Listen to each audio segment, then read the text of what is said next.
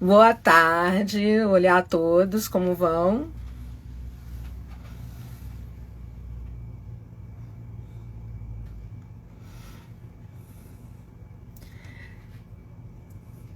Até desculpa o atraso, um probleminha de conexão. Tive um problema de conexão, mas que já foi resolvido. Como é que estão todos?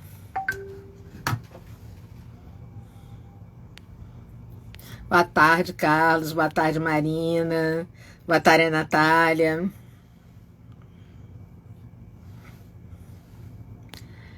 Olá a todos.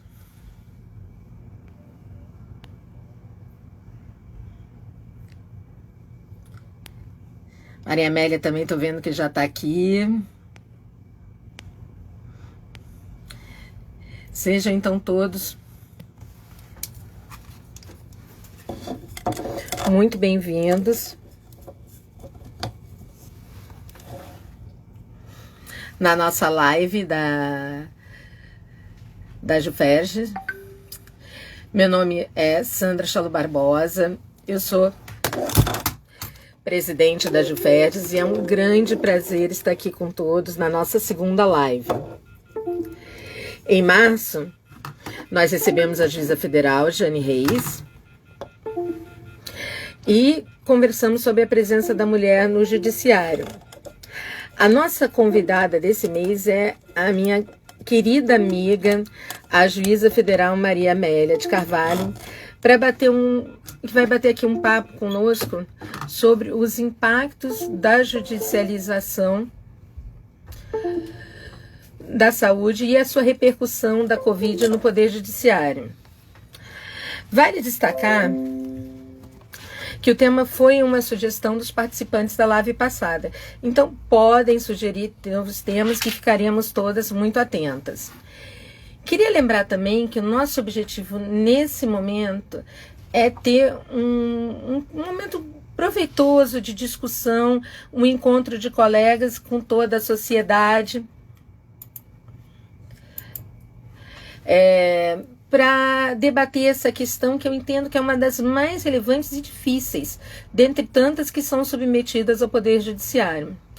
E, para tanto, vamos ouvir nossa queridíssima Maria Amélia e gostaria de dar um pouco mais de informações sobre a nossa convidada. Maria Amélia é formada em Direito pela UERJ e mestre em Direito pela Universidade Gama Filho.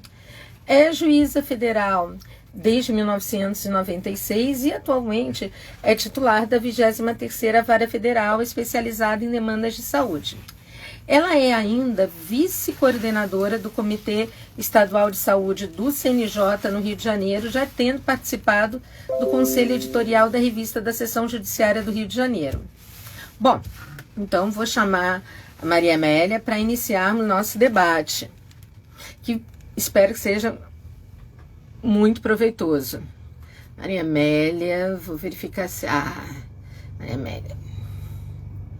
E para entrar, eu estou vendo aqui, Maria Amélia entrou, mas não estou vendo aqui para...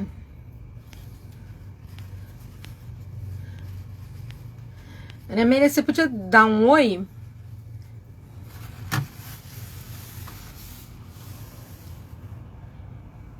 Que facilita para...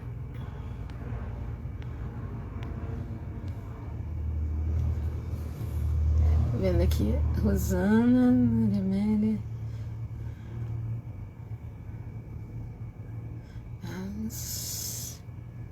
Maria Amélia...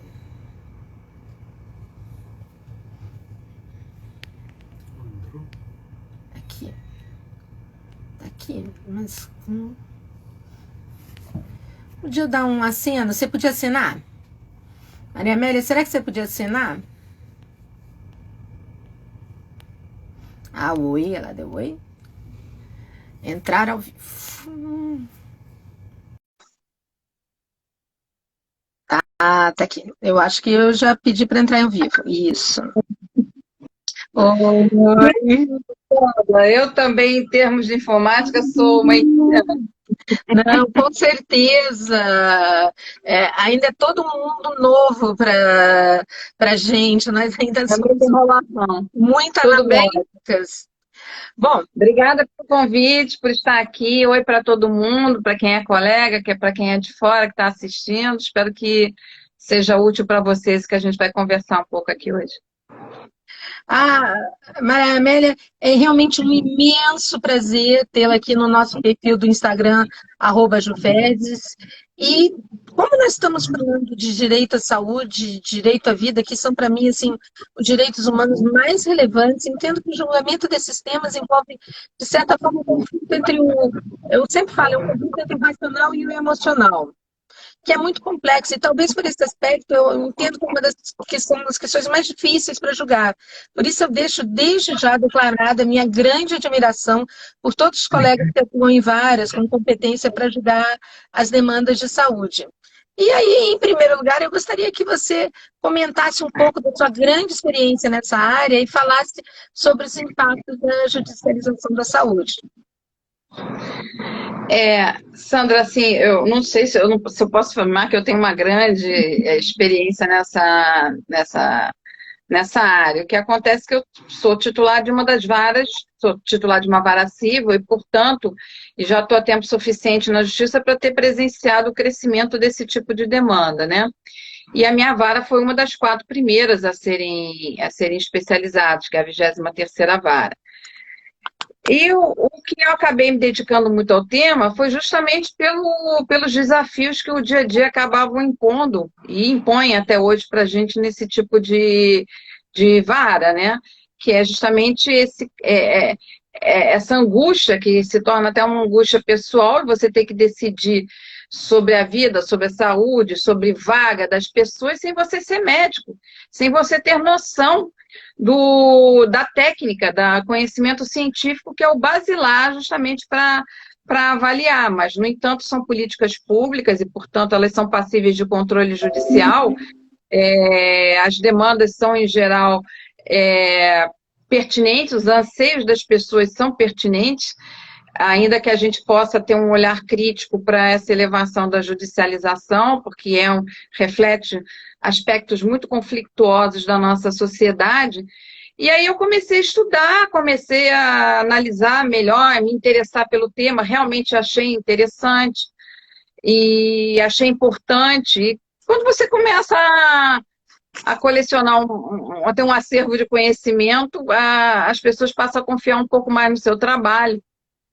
E daí, porque a 23ª foi uma das varas convidadas a serem especializadas, né? Comecei a trabalhar junto ao desembargador Ricardo Perlingeiro, que veio a ser o primeiro coordenador do Comitê Estadual de Saúde quando ele foi criado. Ele me chamou para trabalhar, para atuar no comitê. Depois eu tive o prazer, a honra e a dificuldade de sucedê-lo. Então, assim foi a nossa experiência no que diz respeito à judicialização. A tua outra pergunta foi sobre o crescimento da demanda da judicialização? Eu falasse um pouco quais são os impactos, o que você vê como os impactos da judicialização da saúde, como é que você tem visto essa questão, esse aumento, crescimento, esse Olha, aumento, o impacto? teve uma elevação muito grande, de alguns anos para cá. Essa elevação foi percebida a tal ponto que o Supremo convocou em 2009 uma audiência pública no sentido de estabelecer parâmetros, objetivos de intervenção do Poder Judiciário nas políticas públicas sanitárias, e desde então essa judicialização só fez aumentar, né? E agora, como eu vejo o impacto dessa judicialização? A gente pode ver os impactos da judicialização de 2 formas. Tem um aspecto positivo e tem um aspecto negativo. Tem o aspecto efetivamente negativo de você gerar, muitas vezes, uma desordem administrativa, um impacto na gestão em si. Cada vez que alguém de fora e sem o conhecimento técnico necessário vem e profere uma decisão judicial para ser cumprida, muitas vezes num prazo exíguo, que não condiz com a realidade daquela ciência, daquela gestão, com penas muitas vezes de prisão, que implica para o gestor aquela dúvida, ou eu acato a ciência, ou eu respeito um usuário, ou eu então eu vou preso, entendeu? Então isso a gente tem que ter em mente que esse tipo de pena tem que ser usada com grano sales nas decisões judiciais. Agora, é fato também que grande parte vamos dizer assim, melhorias que foram introduzidas na gestão da saúde foram motivadas justamente pela judicialização. Então, exatamente, é o peso da judicialização que também fez com que muitas vezes o gestor se mexesse, se mobilizasse para aprimorar, para melhorar. Então, assim, a judicialização da saúde ela pode ser vista de duas formas. Eu não demonizo por completo, acho que ela deve, não sou da teoria, como muitos colegas, alguns colegas, acho que hoje em dia não tantos, alguns colegas adotavam essa linha de entender que simplesmente o judiciário não poderia jamais intervir, é uma política pública, a política pública se manifesta por ato administrativo, portanto é sindicável, é passível de controle judicial. Então, tecnicamente já é um absurdo dizer que não são cabíveis controles, mas os controles têm que ser feitos com conhecimento dos princípios que regem essa área, com muito cuidado, observando sempre o dinamismo que tem que ser imposto a esse tipo de causa, por exemplo, vaga em leito de UTI e CTI, fila de internação, essas filas são dinâmicas, isso tem que ser compreendido, entendeu? Tem que ser analisado, o juiz tem que ter sempre em mira o impacto que aquela decisão vai criar, não só na gestão, mas também como em outros usuários do SUS, sobretudo nessas questões de vaga. Então, assim, eu não demonizo, mas também sou bem cautelosa e acho que a judicialização pode ser algo positivo, mas tem que ser algo controlado. Então, até nesse ponto, até se acreditaria que esse aumento significativo do número de demandas versando sobre a área de saúde, de certa forma, acarretar uma melhor organização do poder executivo para gerir esse sistema de saúde?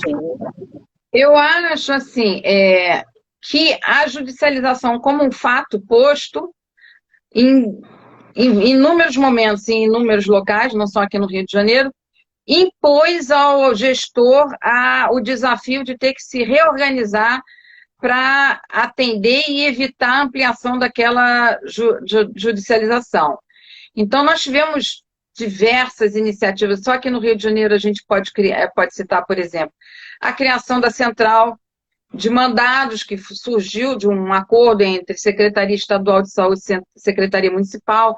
Acho até que hoje a Secretaria Municipal de Saúde não está... as notícias que me chegam que ela não está mais tão envolvida naquilo e que com isso você conseguia canalizar o recebimento dos mandados judiciais e otimizar a execução daquelas decisões, sobretudo no tocante à aquisição de medicamentos e distribuição desses medicamentos, que é algo relevante. Nós tivemos, por exemplo, aqui no Rio de Janeiro, acordo de convênios, acordos de cooperação que criaram, por exemplo, a Câmara de Resolução de Litígios da Saúde, que é fruto de acordo da Secretaria Estadual de Saúde, inicialmente com a Secretaria Estadual e Secretaria Municipal, e hoje também o Ministério da Saúde no Rio de Janeiro aderiu a esse acordo.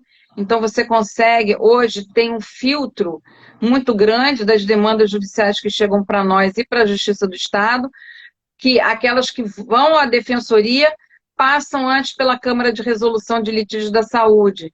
Então, a gente conseguiu ter, apesar desse quadro caótico que a gente ainda vê hoje, conseguiu ter uma redução no fluxo de ações que aqui chegam. Então, assim, mas todas essas iniciativas, elas foram provocadas a necessidade do gestor de enfrentar o fenômeno da judicialização. E é por isso que eu digo que tem o aspecto positivo também. De modo geral, assim, eu sou uma grande entusiasta da especialização de varas por matéria. Eu sou juíza de vara especializada em comércio internacional, direito da concorrência, e, e acho que realmente aumentou bastante a qualidade das decisões, a celeridade, até para uma vez que as questões normalmente se repetem. E eu gostaria de saber o que você acha da experiência específica da especialização das varas para julgar as demandas que viessem sobre saúde. Olha, eu vou ser até muito franca que eu era contra. Quando se ventilou a primeira vez num processo administrativo que era do TRF2, eu fui consultada sobre a ideia de especialização e, consequentemente, de especialização da minha vara em ato contínuo, eu fui contra, porque eu tinha muito receio, e na época se falava apenas na especialização de uma única vara, eu tinha muito receio de você deixar nas mãos de uma única pessoa, ou duas, se considerar dois cargos por vara,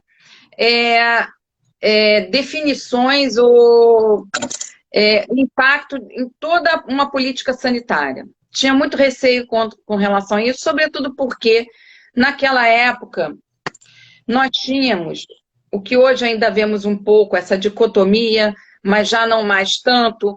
A gente viu uma dicotomia muito grande, a categoria dividida entre os juízes que dão sempre liminar e os juízes que não dão nunca liminar.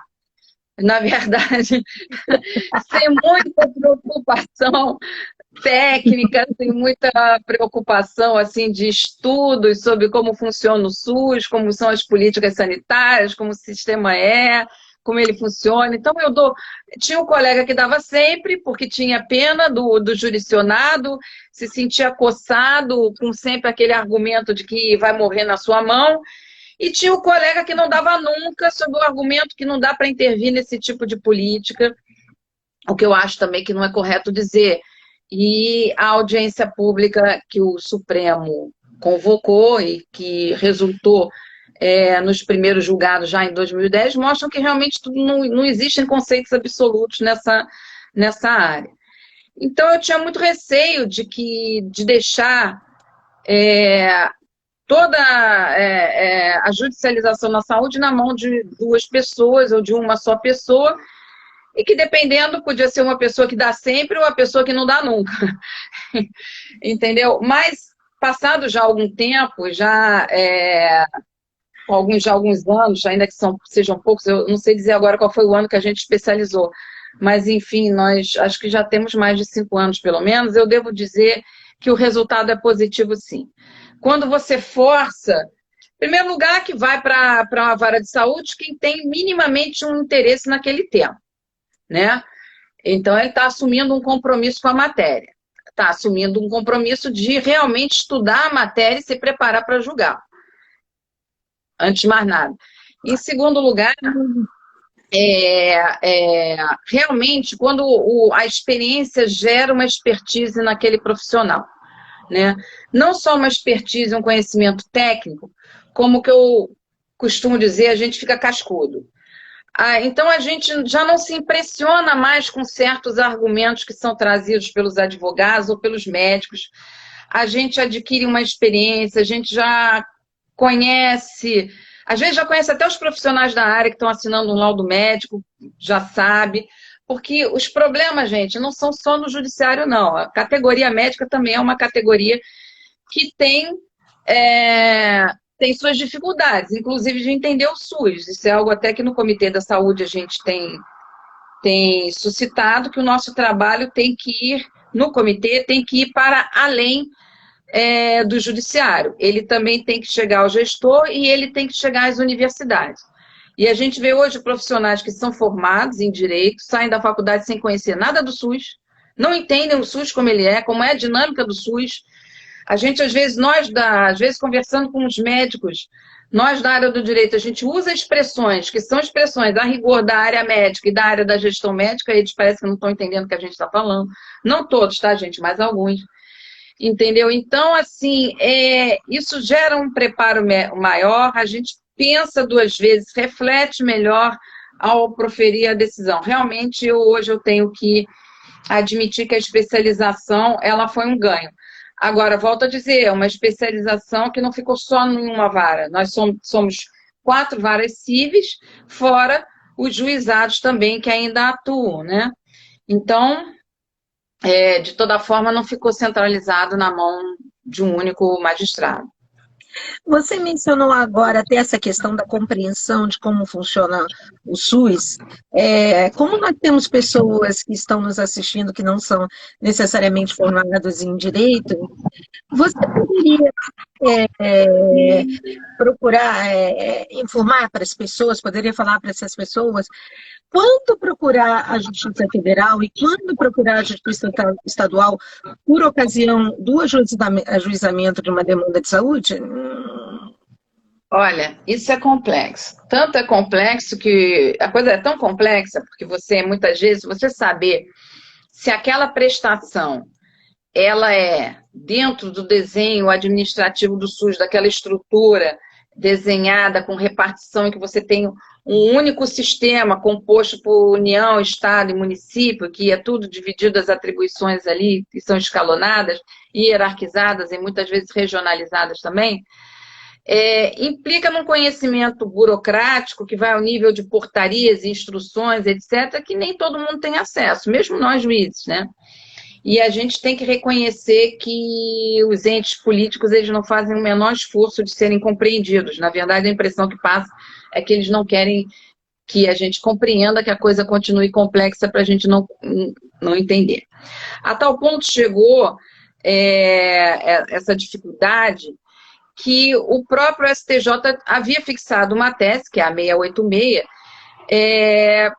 dizendo que o chamamento ao processo da União Federal era algo que meio que não seria algo impositivo. Você propor uma ação em face de estados e municípios e não chamar a União Federal, não teria nenhum problema, portanto, propor ação na Justiça do Estado não traria qualquer problema. Mas isso está se revertendo, tá? Primeiro que hoje a gente já tem a tese 793, que é do Supremo, tá? Que obriga... Primeiro, ela está tratando da solidariedade dentro do SUS, que é um princípio que rege o SUS, que estabelece ele é a base dessa repartição de competências e esse trabalho, e ao mesmo tempo desse trabalho em conjunto das 3 esferas políticas, tá? Mas essa mesma tese chega no finalzinho dela e diz que a ação pode ser proposta entre os 3 e tal, mas caberá ao juiz direcionar a ordem judicial conforme a organização administrativa do SUS. Ou seja, em outras palavras, o que o Supremo está dizendo é que o leigo é o leigo, mas o juiz não pode ser leigo. Ele tem que saber direcionar para fazer cumprir a sua decisão, né? As decisões têm que ser exequíveis. E hoje, os precedentes mais recentes do Supremo têm confirmado justamente essa tese.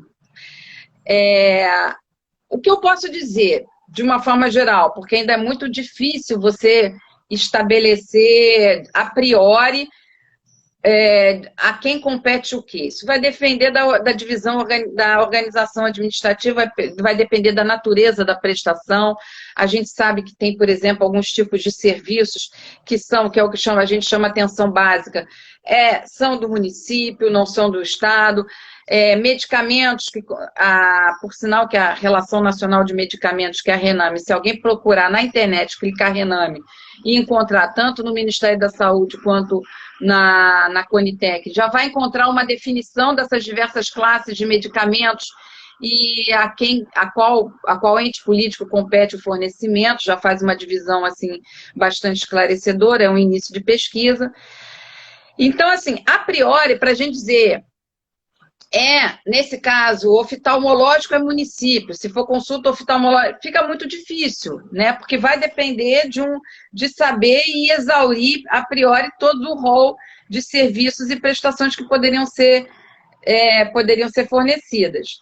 Então, o que eu sugiro para quem está lidando com essa matéria? Primeiro que se tratar de medicamento ou tecnologia, vocês procurem a Relação Nacional de Medicamentos, RENAME, e tem também a Relação Nacional de Serviços, RENASES.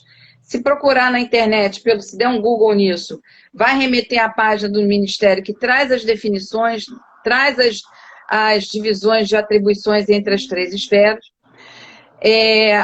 posso dizer também que o Supremo está consolidando o entendimento de que sempre que a ação estiver postulando algo que não está incorporado ao SUS, a União Federal é parte necessária. Então, por exemplo, se eu estou pedindo um medicamento que não está incorporado ao SUS, eu não estou falando de medicamento experimental, tá? Eu estou falando de um medicamento que está registrado na Anvisa, mas que o SUS não fornece, tá? Nem todo medicamento registrado, passível, portanto, de comercialização legítima no nosso território, ele é automaticamente incorporado ao SUS, tá? Quando se tratar de um medicamento que não está incorporado ao SUS, a União Federal é parte necessária, conforme o Supremo está fixando esse entendimento. Se é parte necessária, então vai ser, consequentemente, uma ação da Justiça Federal, tá? Isso eu acho uma questão também específica dos medicamentos, os antineoplásicos, os medicamentos oncológicos, tá? Também é uma questão que tem muito desse tipo de ação aqui na Justiça Federal pedindo medicamento oncológico. Só que os oncológicos hoje, ainda que muitas pessoas que sejam especializadas na área tenham críticas a essa sistemática, mas os medicamentos oncológicos hoje eles estão sujeitos a uma disciplina específica dentro do SUS. O medicamento oncológico ele está embutido no tratamento oncológico, tá? Então, quando uma pessoa está em tratamento de câncer num determinado hospital, que é vinculado ao SUS, então aquele é um paciente SUS, tá? O tratamento daquele paciente, ele inclui tanto a mão de obra, os médicos, enfermeiros que estão assistindo ele, quanto os insumos, quanto o medicamento. Aquela unidade de saúde, aquele hospital, ele é remunerado pelo SUS como um serviço. E esse serviço inclui o fornecimento pela própria unidade de todo o antineoplásico que aquela pessoa necessita. Então, eu chamo atenção para isso, porque a gente tem muito comumente aqui na Justiça Federal casos de pessoas que estão em tratamento de câncer e que vêm estimuladas pelo próprio médico do hospital, pelo próprio hospital, a judicializar. Por quê?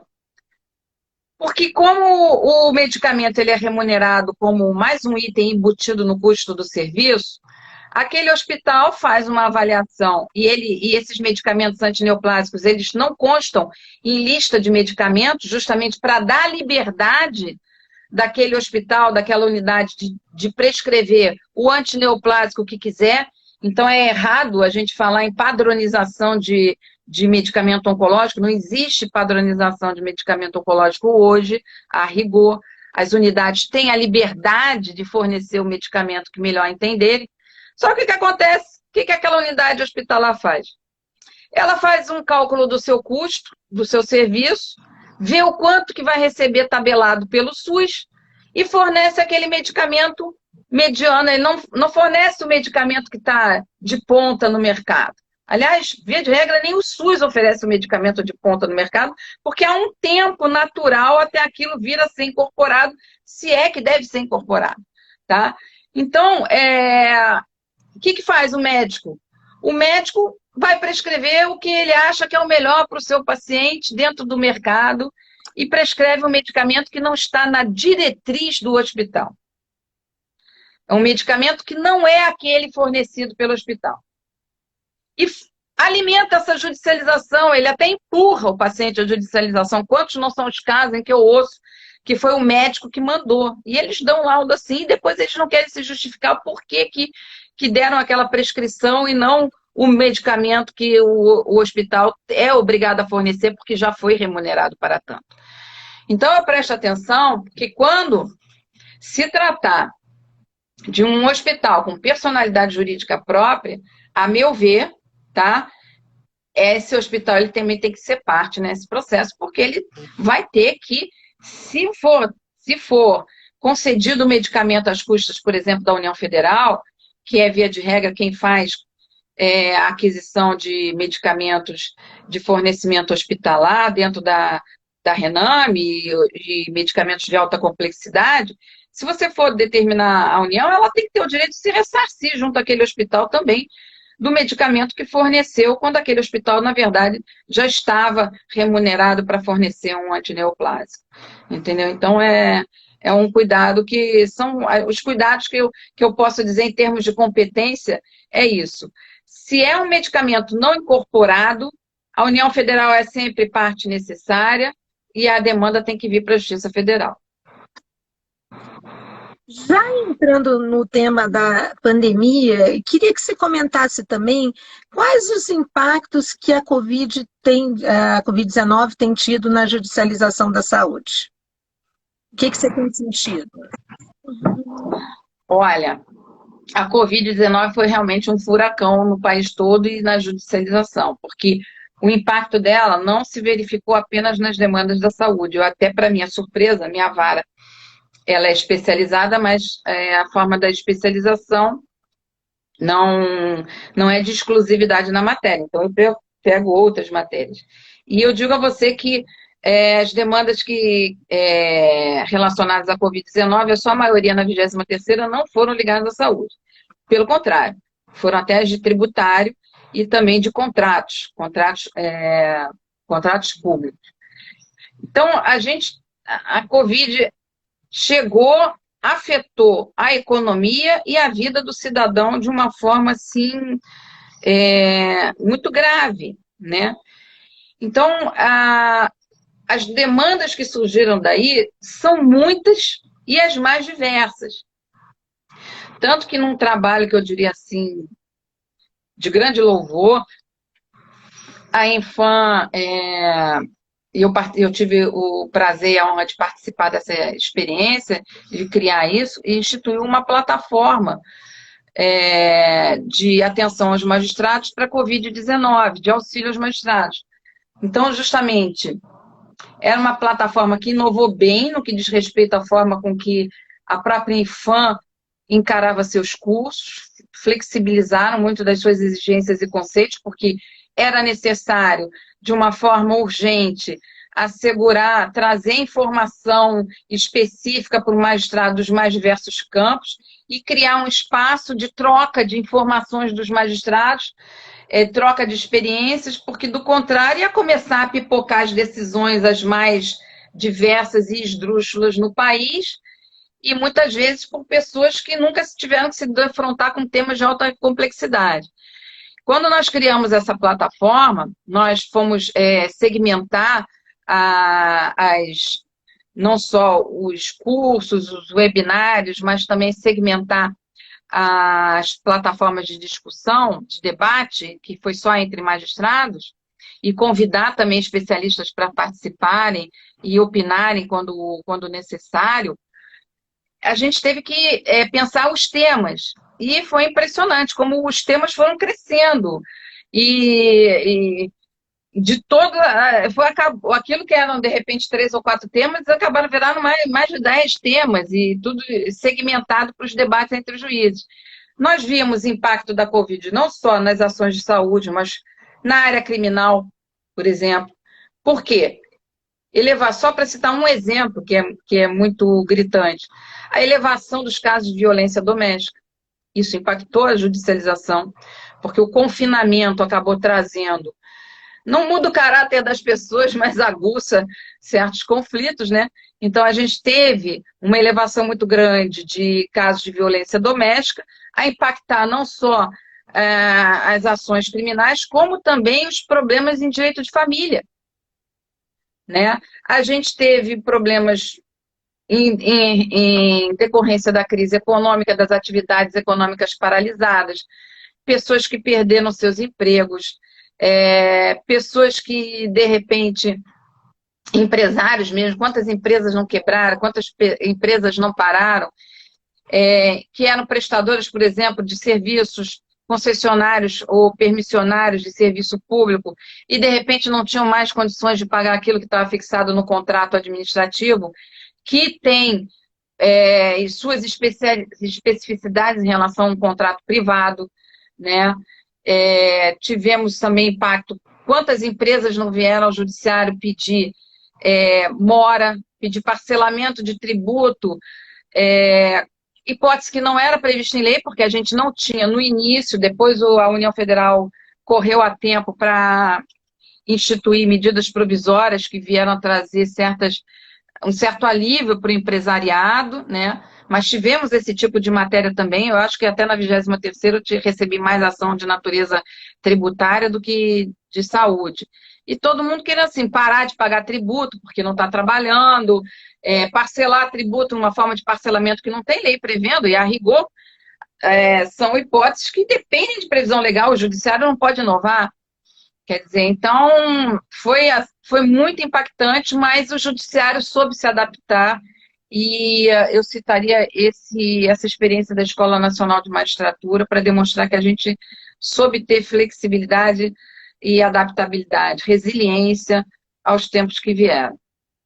Não, realmente você tem razão em relação a esse impacto em questões até que não são relativos à saúde. Eu falo até pela minha vara, que nós temos aquela estatística comparativa, chegou uma época que talvez, provavelmente as varas especializadas em importação e exportação, em comércio exterior, talvez fossem uma das que mais tivessem processos classificados justamente nessa demanda de Covid, por causa dessa iniciativa do CNJ, exatamente porque as partes objetivavam, por ocasião da Covid, não seguir toda a regulamentação, a respeito do tema, até porque muitas vezes se tratavam de medicamentos, ou mesmo alegavam os problemas da pandemia, queriam deixar de seguir determinadas regulamentações, informavam que determinados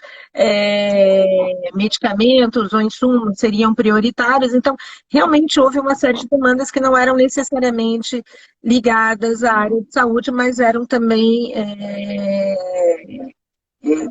vinculadas à questão da pandemia. E nós sabemos que essa doença é devastadora. Falando da Covid e falando até também, se outras questões sejam relativas da Covid, você podia falar, por exemplo, como o magistrado lida em relação ao problema de ausência de leitos de internação e de UTI? Como é essa situação do magistrado no dia a dia? É dramático, né? Porque a gente tem que decidir, e decidir muitas vezes dizendo não, com muita dor no coração, entendendo, por outro lado, eu entendo o sentimento das pessoas, entendeu? Claro, se eu tivesse um parente, ou se fosse eu precisando... Vamos partir da própria Covid, né? Esse problema de leitos no Rio de Janeiro, ele não vem diante só da Covid, né? A gente já tem um quantitativo de demandas buscando leitos de UTI e CTI muito grande aqui no Rio de Janeiro, muito antes de se pensar no primeiro morcego que caiu no mercado da mas, assim, é dramático do ponto de vista pessoal você ter que dizer não, entendeu? É doído, né? Mas o fato é que o juiz não pode perder de vista que ele não está ali para fazer caridade, ele está ali para aplicar o direito. Nós realmente não... E também, se estivéssemos aqui para fazer caridade, não seria muito correto pretender fazer caridade às custas dos outros. Então, se nós estamos, e sempre estivemos, né, em situação de déficit de leitos na rede pública, sempre estivemos, isso não é novidade, tá? A gente determinar para o gestor que em 24 horas interne alguém é algo surreal, é algo que não existe. Porque lá no início, quando a judicialização começou a recrudescer, começou a aumentar, eu me lembro de gestores dizendo, de médicos de hospital, responsáveis pelo hospital, dizendo que saíam dando alta para paciente para não ser preso. Então, a gente não pode estar criando esse tipo de situação também, que é uma situação irresponsável. Parece que, às vezes, a gente que vê esse tipo de demanda e acompanha esse tipo de demanda, a impressão que dá, quando eu ouço um colega que diz assim, na minha mão não vai morrer, então eu dou liminar mesmo, é que parece que é uma cadeia porque tudo é uma cadeia, está tudo relacionado. É uma cadeia em que cada um nessa cadeia está lavando a sua mão e empurrando o problema, o abacaxi, para o próximo elo dessa cadeia. Entendeu? Então, você vai estourar na mão do mais fraco. Quem é o mais fraco? O usuário. Né? O usuário que vai ser passado na frente da fila, entendeu? Um usuário que vai ser de uma forma artificial, vai receber alta indevidamente para que aquele gestor possa cumprir a ordem judicial e não ser preso. Quer dizer, temos que agir com responsabilidade, a gente tem que agir ciente do momento que a gente está vivendo. Então, qual é a recomendação que eu faço para os colegas? Um colega recebeu uma ação que está postulando leito de UTI, CTI, uma vaga. Primeira coisa, qualquer tipo de ação de saúde. Aliás, eu já sou assim qualquer ação, mas enfim, procure se informar primeiro. Se der tempo, uma ação de medicamentos, por exemplo, uma cirurgia que seja eletiva, não uma cirurgia de urgência e emergência, primeiro solicite informações ao gestor. Use o NAT, que é o Núcleo de Assessoria Técnica dos Magistrados, hoje chamados NATJUS, essa experiência tão boa que nasceu aqui no Rio de Janeiro, a ponto de ser mencionada nos primeiros julgados do Supremo após a audiência pública, ainda em 2010, e hoje copiada, imposta pelo CNJ como uma experiência obrigatória a todos os tribunais, entendeu? Nasceu aqui, no Rio de Janeiro, pelo TJ, com a Secretaria Estadual de Saúde. E eles são excelentes. O NAT é excelente nos seus pareceres. O NAT do Rio de Janeiro é sensacional, até muito melhor do que o parecer padrão que a gente extrai do sistema ENATJUS do CNJ, muito completo. Solicite informações ao gestor, é o primeiro conselho que eu dou. Tá?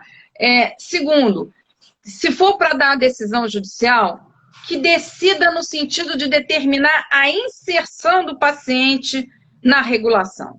A decisão não deve ser interna em 24 horas. Não pode ser isso, porque isso é surreal. Isso é surreal, vai prejudicar alguém, quando não o próprio paciente, porque muitas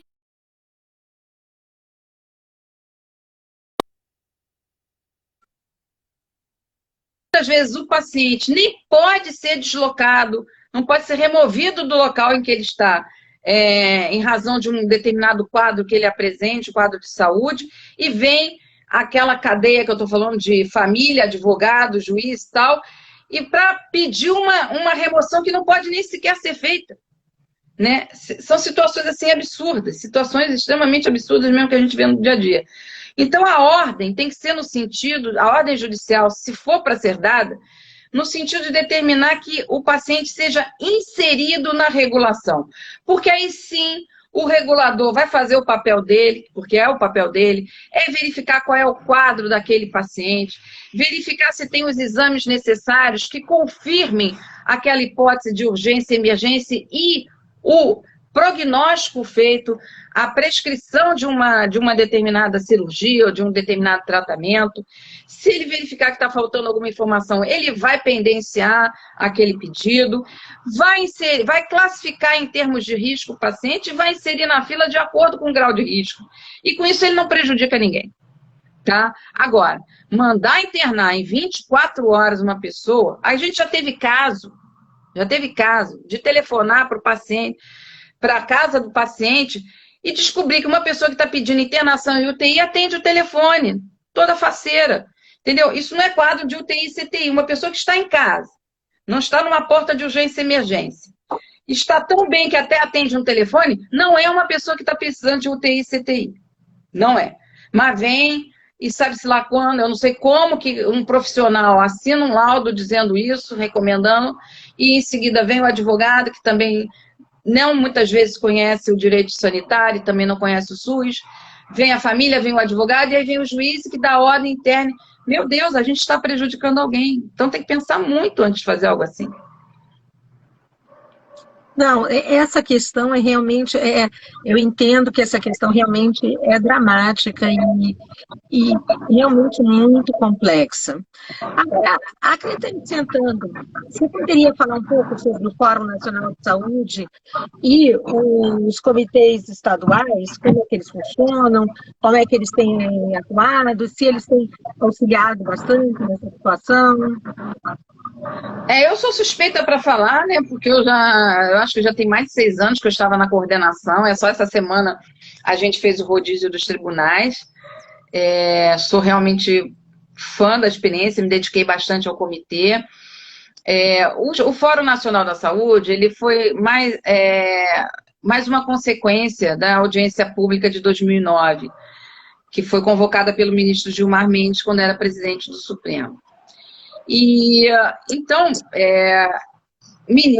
e como ele presidia também, consequentemente, o CNJ, entendeu-se de estabelecer um programa, porque o Fórum Nacional de Saúde é um programa do CNJ, voltado justamente para a qualificação dos magistrados e das demandas e das varas para esse tipo por enfrentamento desse tipo de demanda que, dada a sua extrema complexidade e especificidade, exigiu uma atenção maior.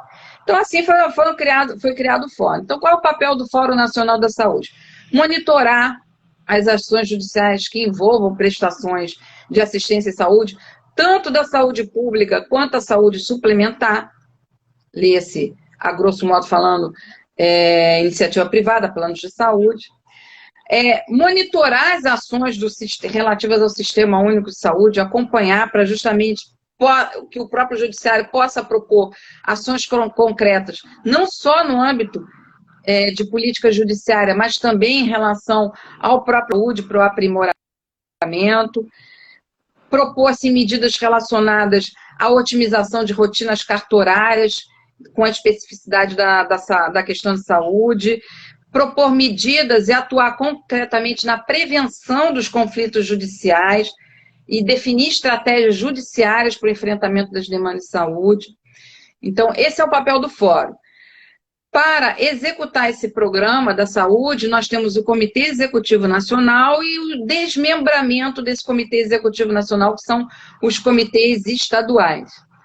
Os comitês, eles são, quer dizer, não mais hoje, porque essa semana foi aprovada uma nova resolução, mas eu ainda não tive acesso ao seu texto definitivo. Eu trabalhei até na minuta integrei a comissão que fez a minuta proposta dessa resolução de reestruturação dos comitês, mas soube que houve algumas mudanças, eu não fiquei sabendo das mudanças que foram instituídas nas votações no plenário ali do CNJ, então não posso falar a rigor como está hoje.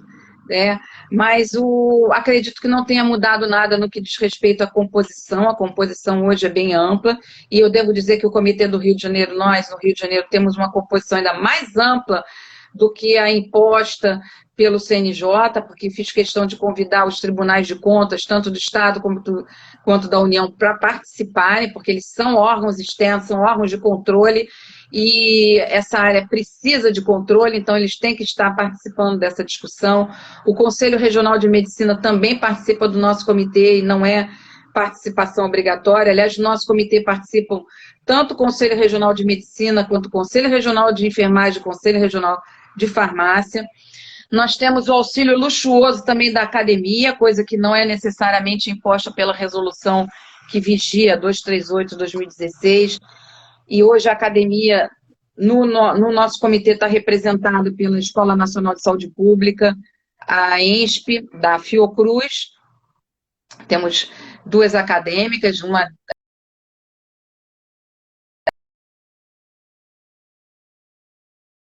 delas é essencial, e eu devo dizer que, na verdade, o comitê analisando todos os comitês que hoje existem no país, hoje já existem instalados em todos os estados comitês, mas o comitê é o que seus membros fazem. Se as instituições quiserem participar, a gente consegue fazer muito. Se não participarem, vai ficar algo só no papel. Então, a gente tem que estar sempre fomentando essa participação das instituições, que são as defensorias, além dessas que eu já mencionei, ou necessariamente as defensorias públicas, os ministérios públicos, os 2 tribunais de poder com competência nessa área, Justiça Estadual e TRFs, eles que se alternam na coordenação do comitê, participam. Quem mais que eu estou esquecendo? As secretarias de saúde. Hoje nós temos o Conselho de Secretários Municipais de Saúde, também participa do nosso comitê, apesar de não ser obrigatório, mas fiz questão de comentar, de convidar para garantir a participação, alguma representatividade dos municípios do interior, além da capital, a Secretaria Estadual de Saúde, Secretaria Municipal de Saúde, o próprio Natjus por seu coordenador. A gente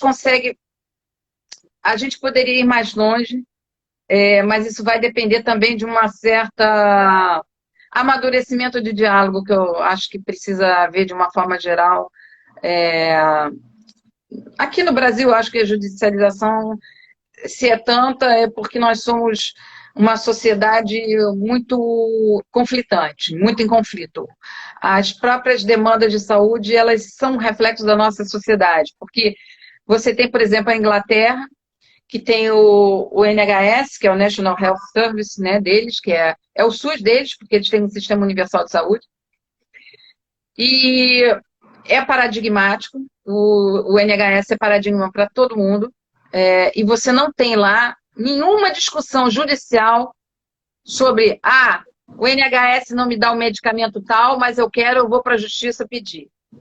O cidadão, isso é muito tranquilo na cabeça do cidadão, que não que o NHS não tenha seus problemas, tem, ele estava até com problemas até de vagas de leite também muito grande, mesmo antes da pandemia. Eles já estavam em crise também, mas óbvio, porque é recursos, sempre vai haver escassez de recursos. Não conheço nenhum país que não passe por problema de escassez de recursos, né? Mas não existe essa discussão sobre se cabe a mim, como cidadão e usuário, discutir aquilo que o sistema está podendo me fornecer. E também acho que existe essa consciência de finitude, de limite, que o sistema não pode dar tudo. Ele vai dar aquilo que ele pode dar a todos ao mesmo tempo, né? E isso é algo que eu acho que depende muito de uma paz social, de uma revisão de um contrato social. E tem que existir um contrato social.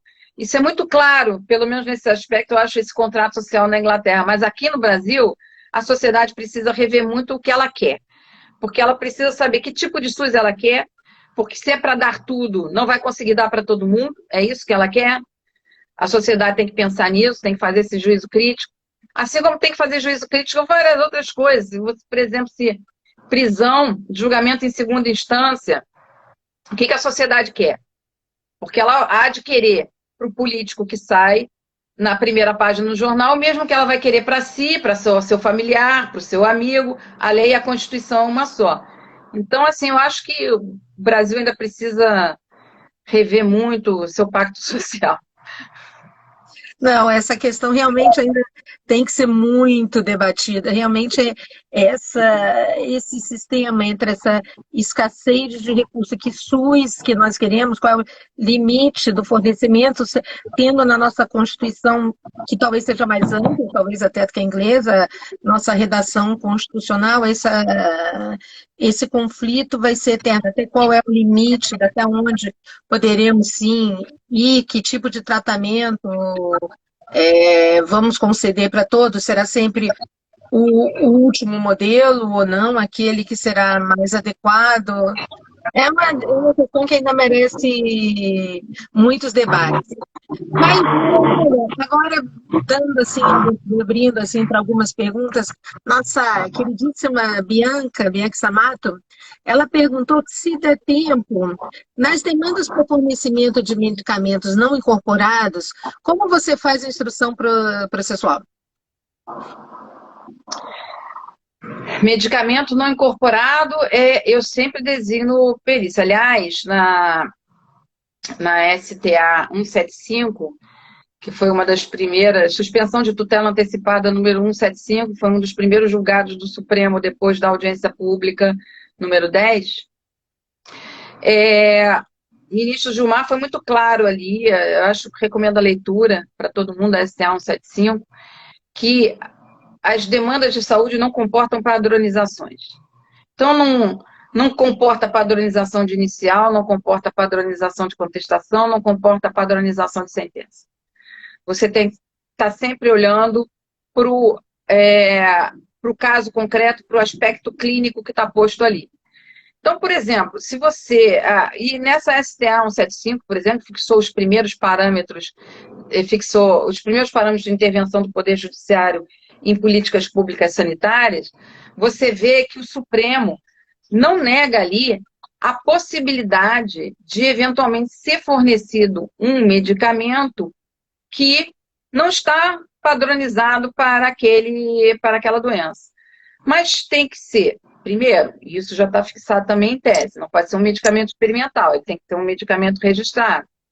Você tem que ter um mínimo de demonstração de que, se eventualmente existe um protocolo clínico previsto no SUS para o tratamento daquela doença, se já existem medicamentos previstos para aquele tratamento, tem que estar demonstrado que aquele tratamento padronizado é ineficaz para o tratamento daquela pessoa. Não é o médico assistente escolher o remédio que quer para o seu paciente, vou lá indicar o medicamento de ponta que acabou de ser lançado no mercado, não tem nem muito conhecimento a respeito disso, porque mesmo um medicamento, quando registrado, ele continua sob pesquisa quando vai para o mercado, porque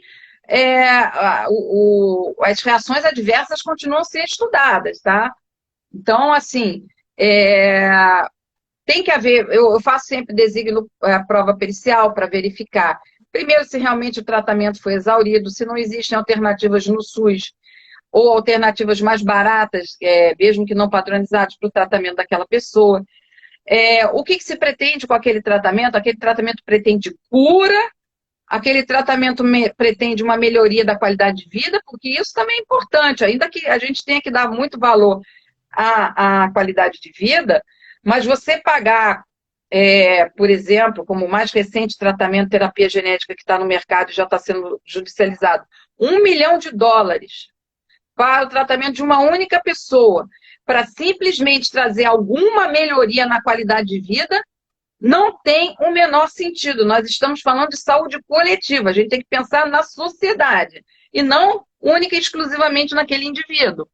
Então, vou analisar se existem, vou perguntar se existem evidências científicas, porque propaganda de representante comercial de laboratório não é evidência científica, e mesmo a opinião de especialista é tida pelos médicos, pelos cientistas, como o nível mais raso, mais básico de evidência científica. Você tem que ter estudos, você tem que ter pesquisas, efetivamente, para demonstrar evidências da eficácia, da segurança.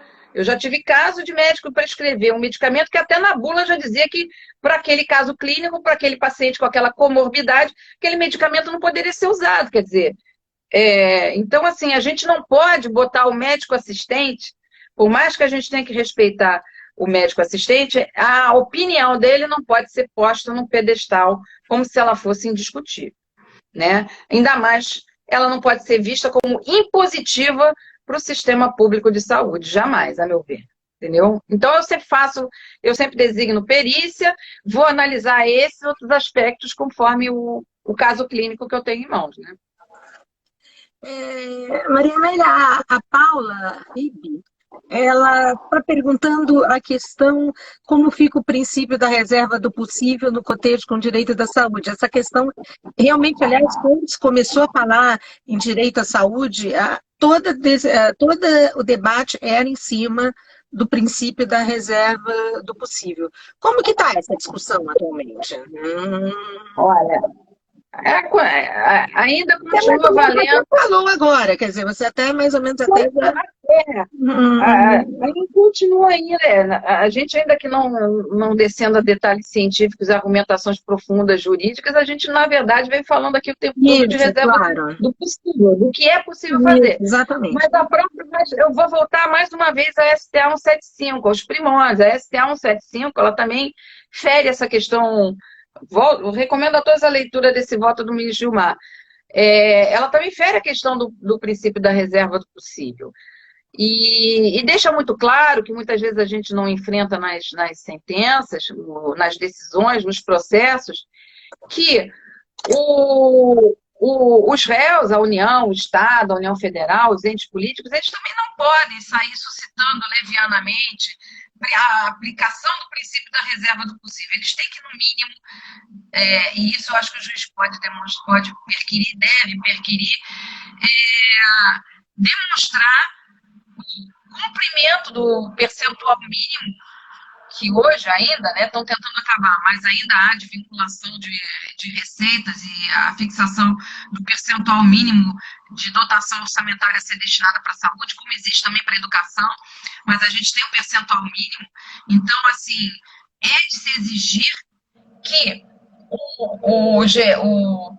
o poder público, o gestor, demonstre que ele está não só cumprindo o dispositivo constitucional de destinação do mínimo para a saúde, como também executando. Porque não basta. Essa semana mesmo a gente tive uma audiência de uma ação civil pública sobre a fila de cirurgia cardíaca infantil. E uma das perguntas que eu fiz, e que foi um aspecto que, diga-se de passagem, não foi abordado nem pelos autores e os réus suscitaram daquela forma abstrata de mencionar o princípio da reserva possível e fica lá, é com relação ao cumprimento à execução da dotação orçamentária porque existe, por um acaso, existe até um programa de atenção à criança com um problema cardíaco congênito. Existe um programa, ou seja, o poder público pode dizer, já existe uma política pública. E se vocês olharem na STA 175, o ministro Gilmar dá um roteiro do passo a passo que o magistrado deve seguir nos seus questionamentos internos e com relação à demanda, para saber como ele vai decidir. Então, o juiz tem que se questionar, existe uma política pública prevendo essa prestação ou para atender esse tipo de problema? Não existe. Isso é um tipo de omissão. Existe. Tá? Essa política pública está sendo executada? Então, porque nós temos uma grande gama de ações postulando medicamentos que já estão na RENAME, que já estão na Relação Nacional de Medicamentos. E não estão sendo fornecidos. É um caso de quê? Desabastecimento. Então, você não pode dizer que o juiz, ao determinar o fornecimento de um medicamento padronizado, que está na rede, que ele está intervindo na política pública. Ele não pode inovar a política pública em princípio. Não pode, não deve. Apenas para concretizar realmente algo que esteja, a meu ver, com maior solidez na Constituição. Mas eu acho que aí também, sem dúvida alguma, isso é objeto de uma ação coletiva, e não de uma ação individual. Mas o juiz pode perquirir. Então, então foi criado o Programa Nacional de Atenção à Criança com Doença Cardíaca Congênita. Mas e como é que está a execução dessa dotação orçamentária? Foi executado? Porque não basta prever, tem que executar.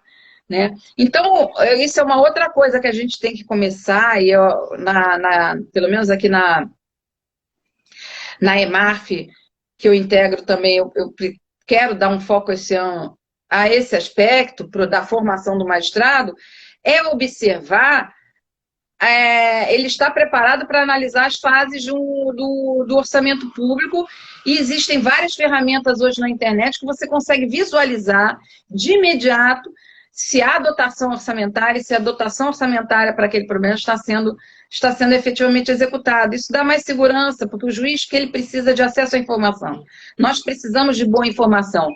Daí o NAT, daí o ENATJUS, daí tantas experiências que a gente está tentando criar, dar ferramenta ao juiz para ele bem decidir.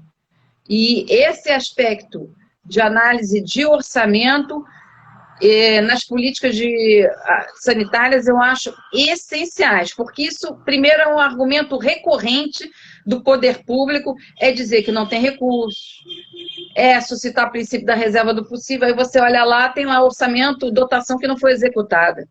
Não executou por quê? Contingenciou? O que é que houve aí? Então, assim, a gente tem que estar mais atento a esse aspecto também. Nós já estamos avançando no horário, mas assim, teríamos uma última pergunta. Como definir alto custo para atribuição da competência da Justiça Federal após a decisão do STF? Como é que é a definição? É da Jana, né? De A alto pergunta. isso, da Janaína. Como definir alto custo para atribuição da competência da Justiça Federal? Então, Janaína, eu vou te dizer que... Beijo para a Bianca também, que fez a outra pergunta. Eu vou te dizer, Janaína, que para minha surpresa, outro dia foi mencionado, acho até que pela Vera Pepe, que é da Fiocruz, eu desconheci que existe uma norma, já existe uma norma dentro do Ministério da Saúde que define, traz alguma definição de medicamentos de alto custo. Mas a gente está esperando agora o julgamento, né, do Supremo. Eu acho que a tese é do acórdão do tema, acho que 6 ou 8, acho que é tema 6, que está pendente de julgamento. Na verdade, o recurso já foi julgado, mas o que o Supremo está tendo dificuldade agora é justamente na redação da tese, que é justamente sobre o tema a respeito do fornecimento de medicamentos de alto custo, né? Para começar a conversa, a gente tem que definir o que é alto custo. Porque eu não sei o que essa norma do Ministério da Saúde diz que seja alto custo. Eu imagino que ele deva fixar algum parâmetro efetivamente numérico, considerando as tabelas SUS de financiamento, de remuneração, imagino, ou tabela CMED, em relação ao medicamento. Mas o que é caro para uma pessoa de classe média, uma pessoa de classe baixa, atendida pela Defensoria Pública, não é necessariamente caro para uma pessoa de classe média ou de classe alta, né? Então, assim, eu não sei como o Supremo vai fazer a tese, como ele vai fixar, se vai ser algo relativizado ou não, mas a gente tem que tomar muito cuidado para não excluir as pessoas, entendeu? Por exemplo, ainda que eu sempre perquira sobre se a pessoa tem plano de saúde e se ela vinha sendo atendida pelo plano de saúde, porque isso é muito comum a pessoa sair da saúde suplementar porque o plano já não cobre mais o medicamento elevadíssimo e vem direto para o SUS. Nada contra, porque afinal de contas não existe limitação na Constituição no que diz respeito à universalidade, dizer que uma pessoa que tem plano de saúde não tem direito a estar no SUS. Ela tem direito a estar no SUS, mas ela deve cumprir o fluxo dentro do SUS. Porque o que não pode é um paciente vir com uma receita dada por um médico da iniciativa privada do plano de saúde e aquela prescrição médica suplantar o programa de saúde estabelecido dentro do SUS. Isso é que não pode. Isso é que não pode. E outra coisa também o que se perde muitas vezes de vista esse fato, é que as unidades de saúde, sobretudo as unidades de atenção básica, que são a porta de entrada preferencial do SUS, além das portas de urgência, emergência e tal, a atenção básica, ele faz um acompanhamento, ou deveria fazer, pelo menos na lei está, faz um acompanhamento da evolução do tratamento daquele indivíduo. Então, ele faz também um acompanhamento sobre a eficácia, sobre a segurança dos medicamentos que são prescritos no SUS para aquelas determinadas doenças. Quando você usa uma prescrição do médico do plano de saúde para população, para que aquele paciente só usufrua do SUS na medida em que precisa de um determinado medicamento, você está tirando do controle. Está tirando o controle que é a vigilância sanitária que se faz, vigilância epidemiológica, todo tipo de vigilância de saúde que se faz dentro do SUS naquele paciente que está no sistema. Entendeu? Então não pode ser só uma questão de dar o medicamento para aquela pessoa. Não, ela tem que estar inserida no SUS.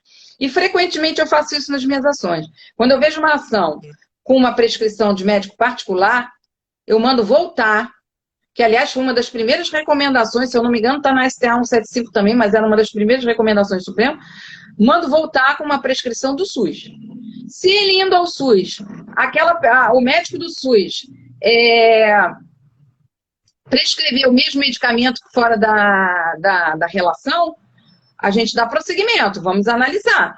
Mas um médico particular tentar impor ao SUS a sua prescrição, isso não, eu discordo frontalmente. Maria Amélia, acredito que todos tenham achado excepcional suas explicações, foi realmente fantástico. Muito obrigada pela presença de todos vocês. E, especialmente, claro, Maria Amélia, foi um prazer trazer aqui esse debate tão importante. E sigam o nosso perfil, @Juferj. Sempre teremos. Deixa eu agradecer mais uma vez a Sandra pelo convite, obrigada pelo privilégio de estar aqui, muito obrigada pelo convite, obrigada a todos que tiveram um saco de ouvir. Espero que seja útil de alguma forma para todos vocês. Muito obrigada. Tchau. Tchau, gente.